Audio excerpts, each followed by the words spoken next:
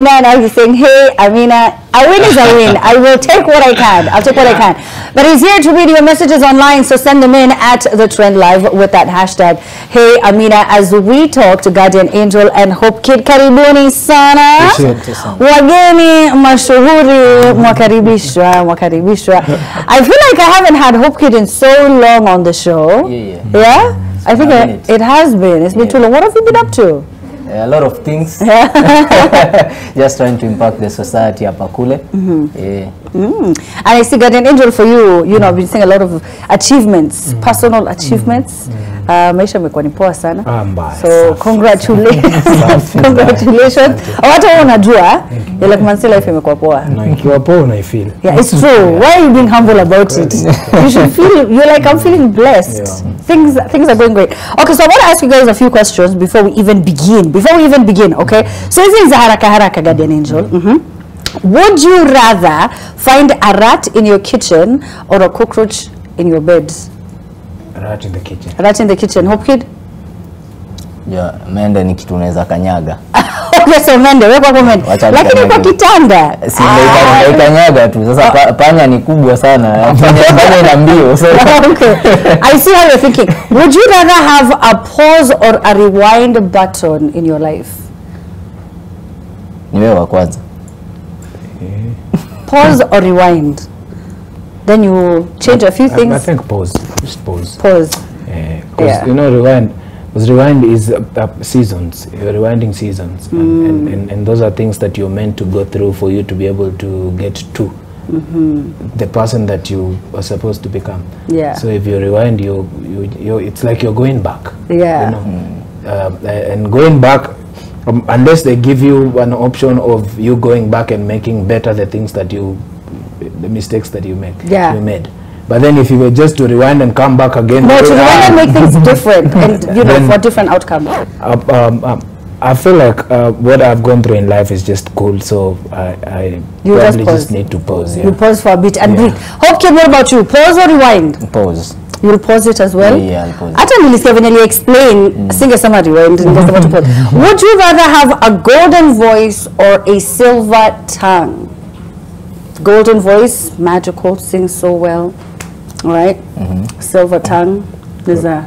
Golden voice. Golden voice. Okay, for sure, of course, the musician. Would you rather forget your phone or forget your wallet? The phone is the wallet nowadays. Oh, the phone is the wallet now, so that's one and the same thing. Yeah. I think I'd rather forget my wallet. I feel like I can get around with my phone. Yeah. I feel like I can survive. Favorite app on your phone? What's the app that you guys use the most? Oh, for me it's which one? Really? Okay, I'm a lot of times on Instagram. On Instagram? HopeKid? What's up? What's up? Really? Yeah. I don't know why I imagined you'd say TikTok. Sijui nimekubebaje jamani. Sijui. Unataka dances. Okay, last one.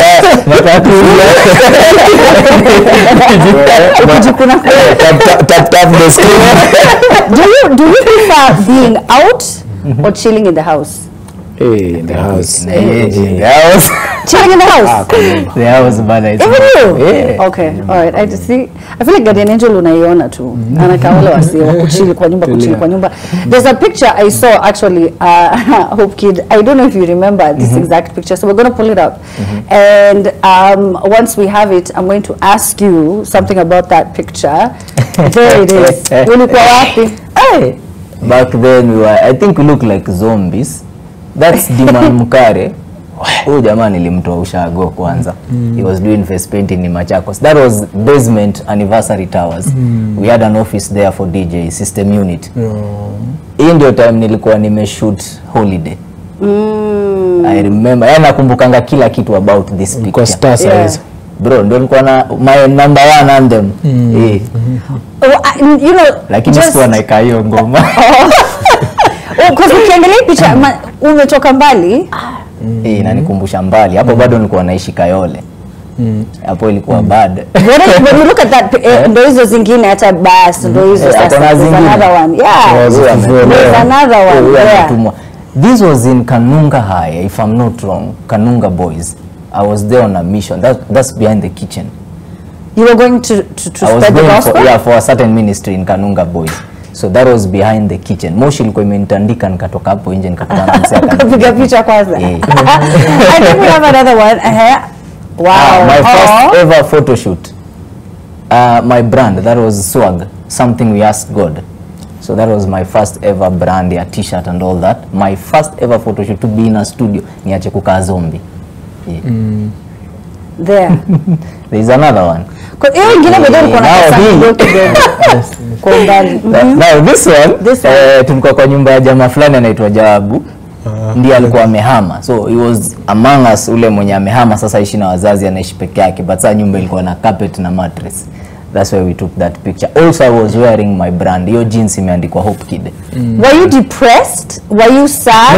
No. What was happening? Hizi zilikuwa ni zile pose za mafikra, deep in thoughts. Now, this one was a certain gig in KICC.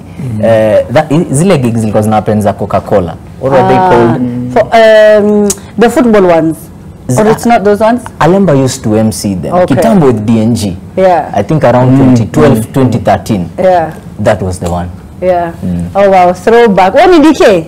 DK tulikuwa tunavaa size moja by the way. Vile alinona sisi. Mimi niliamka nikapata DK amenona. It's a lie. No, it's the truth by the way. What was your size ones? We used to share everything like jeans, viatu. So nilikuwa na mgengua naenda gig Jesus night.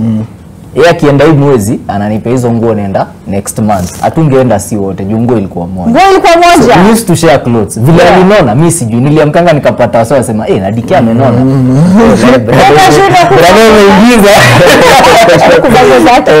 Now you guys are here today. The conversation away from your new song, of course, we're going to talk about charity, which is something that both of you mko passionate sana. So let me start off with Guardian Angel. You have your own foundation and there are all these different things umefanya. Hebu tuambie.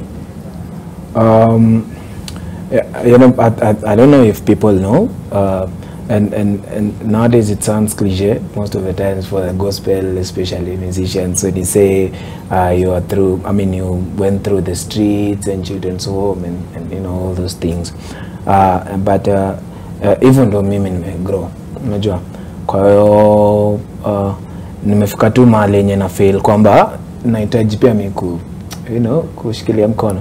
And for me, it's not even about people seeing me do those things. It's because I have understood the depth of being able to stretch your hand to some other people, and I just look at myself and where I am right now, and I feel there's a huge percentage of what I've been able to do for other people. Remember a time when I was going through a certain situation, and I just went and sat and was reminding God, do you remember at this and this and this and this point I did this and this and this to these people? Do you remember? Do you remember that I've had to go through this for other people to go through this? And after that conversation with God, it was actually a deal that after delivering all the things that I needed to deliver, they were only to pay me, and they canceled that deal. When I'm waiting for them to, sasa zile unangoja ile check, and it was a huge deal. Now akani call on a phone call, akaniambia hey maze tumecancel kitu. And I just went and sat down and told God, yani unakumbuka, and that time I've gotten a house. I was living in those sides of the river. I've gotten a house in Karen. I want to move. I'm ready.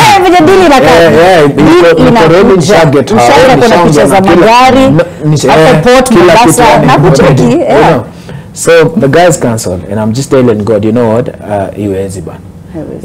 So this is on Friday, and I just sleep on it. On Saturday, Sunday I don't even go to church.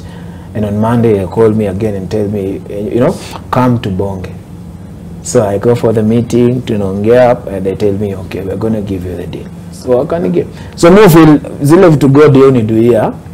Okay, zile to move fanya watu yu kuanga deni. Yangu na God. So it's just between me and God. I've done this for you, it's alone. Wow, that's so interesting. I didn't even know that. Even in my faith, if you turn down a job because it doesn't align with your religion or an opportunity that you feel like is, you could be making money in a sinful way. So you let go and you pass that opportunity up, and we believe that God will restore and give you back 10 times what you could have gone. So it's the same thing. Oh, okay. So unamkumbusha tunakumbuka ile deal niliacha ya 5 million. I think more based on a God. Si bonga hivyo. Do you also pray like that? Yeah. You pray, it's a conversation. It's a conversation, it's an agreement you make with him. Na vitu zina happen. He's a God of agreement. Yeah. You recently posted something, HopeKid. A few weeks ago, you posted, God has been faithful in every step of the way. That's why no matter what the world does, I am going to stick with God. I'm not following trends. I am following God. What were you referring to? Was it social pressure? Every time I think he has also been asked this question a lot. Because now, you see, we started this industry tukiwa a lot of friends. But tumeenda tukipungua ikafika mahali nikaa tuko wawili watatu because the other guys wali crossover. Now the question imekuanga ni mbona wewe utoki? Ama unatoka lini? Nika watu wamekuweka nikao unakalia deposit fulani ama as you're supposed to be moving. Now you get hiyo ni swali ukienda kila mahali lazima ulizwe hiyo swali. So mostly me communicate in that way, that me waambiwa say mimi si follow trends. I was called alone, and I believe he was called alone. We were not called by human beings. We were all called by God. So until ile siku God ataniambia, you know what, safari yetu sasa imefika mwisho. Hapo ndio hiyo basi tutashuka. But until then, I think tuko hapa kutembea na Mungu mbaya sana. You're right. There's so many artists who've crossed over to the point that now it's just so odd.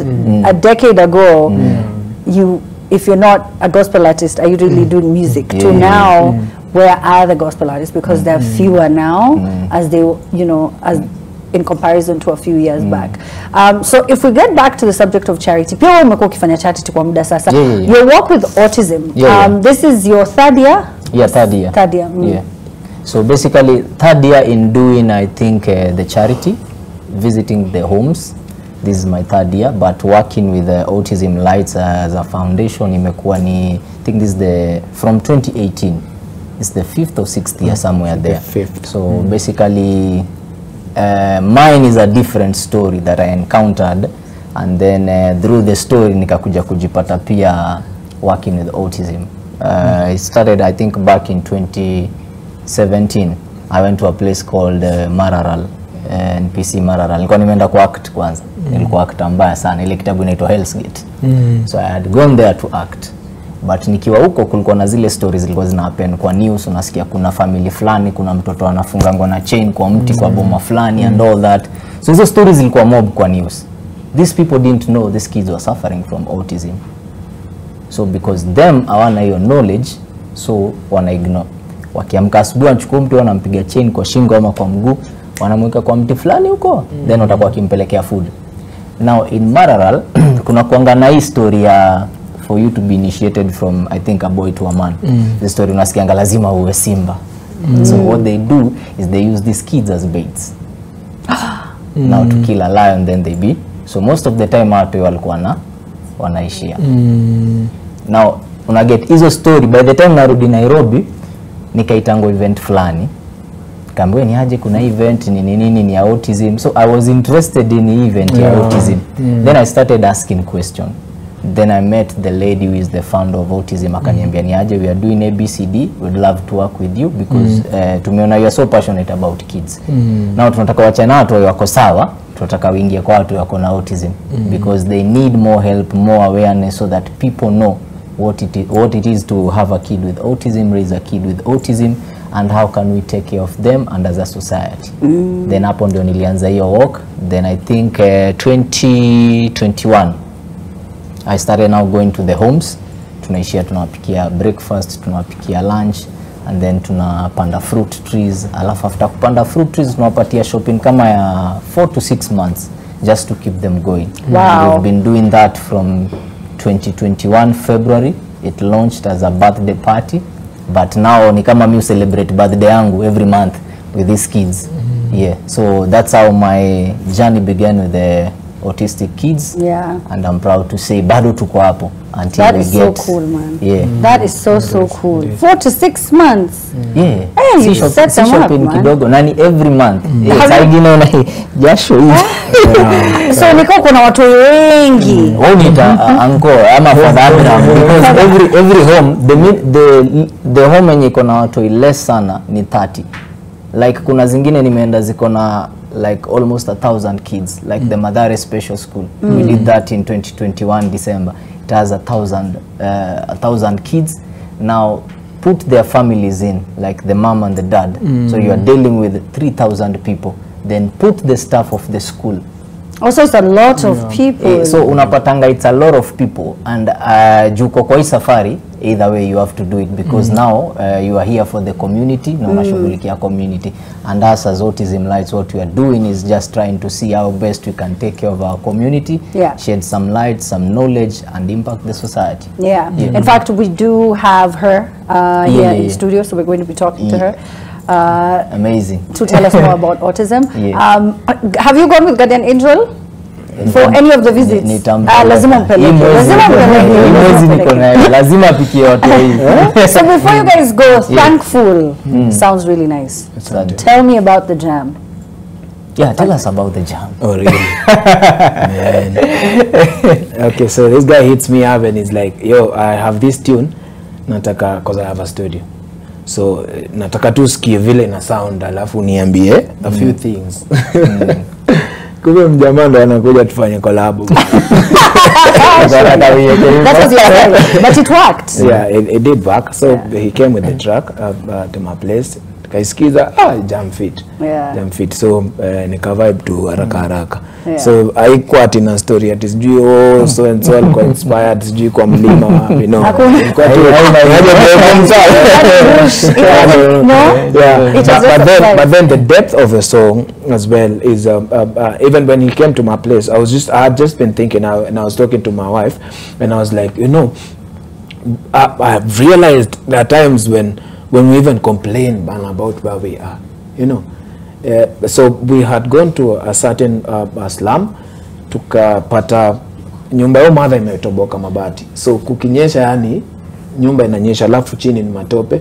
Akona watoi 7, madem na maboy, na akona hazi ulala wote kwa hiyo room.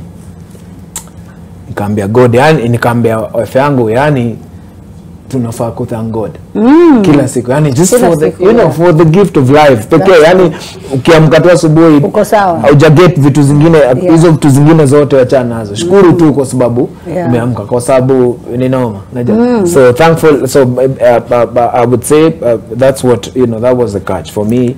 Hiyo ndio iliniguza kwamba this year I'm just thankful, and for me, for real, I have a reason to thank God because yenyewe amenibring. Umetoka mbali kweli. Your journey and your story is very inspiring. So ukifika mali tu, yani unizamka asubuhi, HopeKid, uko na roof, uko na food, hata kama ni once a day, I'm telling you, it's a big deal. It's a big deal. Now I know one of you has to travel, so I can't keep you very long, but thank you guys so much for coming through. Nimeshukuru sana.